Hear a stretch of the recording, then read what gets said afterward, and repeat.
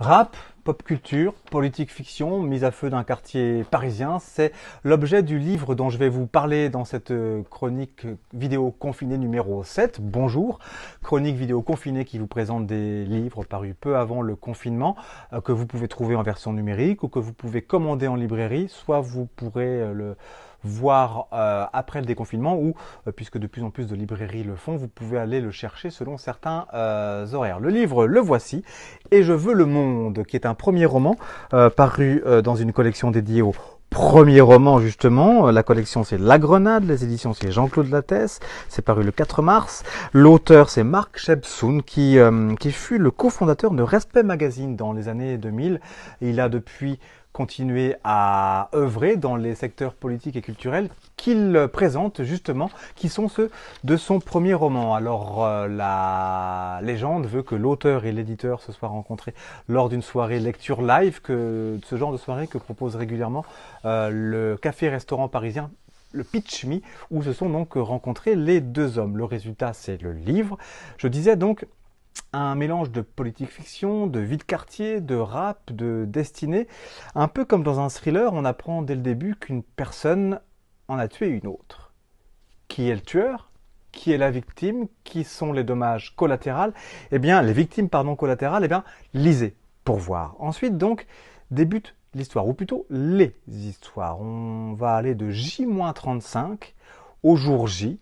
Et comme dans une enquête, on va suivre donc différents personnages, différentes scènes tout le long de ces 35 jours pour apprendre à un moment la vérité. C'est ainsi que le livre a un certain côté choral, bien qu'il soit narré par un personnage principalement. Ce personnage, c'est le premier que l'on va rencontrer après l'Inkipit que je vous signalais, c'est Samba, 17 ans, 1m87, 73 kg. Il signe Ouattara Samba Mowgli, il collectionne les sneakers, il vénère le groupe de rap PNL et il présente son propre rêve ainsi. Créer l'imprévisible lieu dédié à tous mes frères addicts. Un pressing, oui, un pressing, mais pas n'importe lequel, un pressing à sneakers. Samba, c'est donc le narrateur. À un moment, on lui propose un stage à la mairie, un stage au service com de la mairie. Et la mairie, justement. Ce livre, il se déroule à Paris, dans un arrondissement bien précis qui vient de passer aux dernières municipales, c'est dans la fiction, hein, aux mains de l'extrême droite. Louis Walter, un ancien avocat, avait été membre du principal parti politique d'extrême droite, qui n'est pas nommé, mais bon, on a compris. Il l'a quitté pour fonder la Nouvelle Droite et il a donc remporté la mairie. Son parti est ancré toujours dans la préférence nationale, mais on a préféré y mettre en avant l'égalité homme-femme pour faire oublier le combat contre l'islam. Samba, cette mairie, le service com, mouais.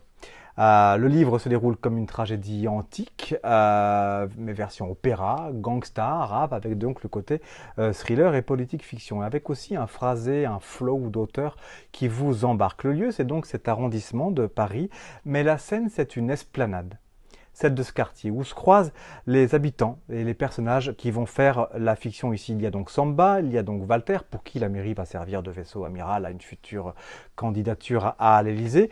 Il y a aussi Eros, oui, il s'appelle Eros, le meilleur ami de Samba. Il y a Aïssatou, qui est la sœur aînée de Samba. C'est la reine du quartier, elle est présentée comme ça, elle est directrice d'un espace jeunesse. Il y a Clara Perrault, une quinquagénaire brune qui est une marketeuse, une communicante et qui a intégré l'équipe de campagne puis municipale de Walter. Il y a Jacques et Sandrine qui dirigent le théâtre du quartier qui va devenir épicentre de la résistance, pas bien vu par tout le monde forcément, y compris par les petits jeunes. Il y a enfin Geoffrey Williams, qui est surnommé l'Américain, qui fait tourner le New York Spicy Shop, un café branché. Il y a d'autres personnages mais je ne vais pas tout vous raconter, tout vous mâcher. Le livre, il va nous faire visiter les faits et l'intrigue autant que les personnages et la ville. Il le fait ainsi, des mots de Samba, qu'il les verbalise ainsi en page 34. Il le fait donc en ligne droite, frontale, ne pas se laisser perturber et envahir. Moitié Samba, moitié Mowgli dans la saga de la jungle. Tracé direct, une route ça se suit, ça ne se lâche pas, sinon elle s'échappe. Une route, c'est l'aventure, un péril, il y a un risque. Je me jette dans la ville comme on se balance dans le vide, sans parachute. Sur la route, je croise leurs affiches, nouvelle droite, patriote, taguées, déchirées, hitlérisées un peu partout. La solution, survoler les streets en apesanteur, concentré sur mon self-control, on ne lâche rien, sans bas, on ne lâche rien, en ligne droite, frontale, directe, ne pas se laisser perturber, envahir, tracer dans la saga de la jungle, le monde, Mowgli, le monde.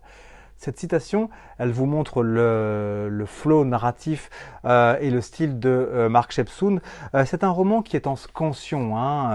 Il avance, il fait du surplace, il ravance, il refait du surplace, il réavance, il re-avance, pardon. La progression de l'histoire est néanmoins puissante.